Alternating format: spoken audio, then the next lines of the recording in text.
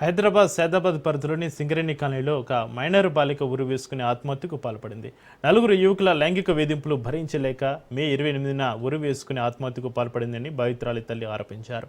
6 నెలల క్రితమే యువకుల వేధింపులపైనే స్థానిక పోలీస్ స్టేషన్లో ఫిర్యాదు చేసినా పట్టించుకోలేదని, అప్పుడే పోలీసులు సరైన చర్యలు తీసుకుని ఉంటే తమ కూతురు ఆత్మహత్య చేసుకునే పరిస్థితి వచ్చేది కాదని ఆమె ఆవేదన వ్యక్తం చేశారు. ఆత్మహత్యకు ముందు బాలిక సూసైడ్ నోట్లో తనకు జరిగిన వేధింపుల గురించి స్పష్టంగా ఉందని కుటుంబ సభ్యులు అంటున్నారు. ఈ ఘటనపైన పోలీసుల నిర్లక్ష్యంపైన ఉన్నతాధికారులు స్పందించి నిష్పక్షపాతంగా విచారణ జరిపి న్యాయం చేయాలని బాధితులు కోరుతున్నారు.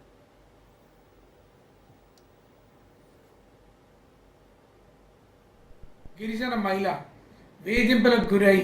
లైంగిక వేధింపులకు గురై చనిపోతే పోలీసులు నామమాత్రమైనటువంటి పాత్రను పోషిస్తున్నటువంటి పరిస్థితి. నిలబడి చావక ముందు నిర్లక్ష్యం వ్యవహరించారు.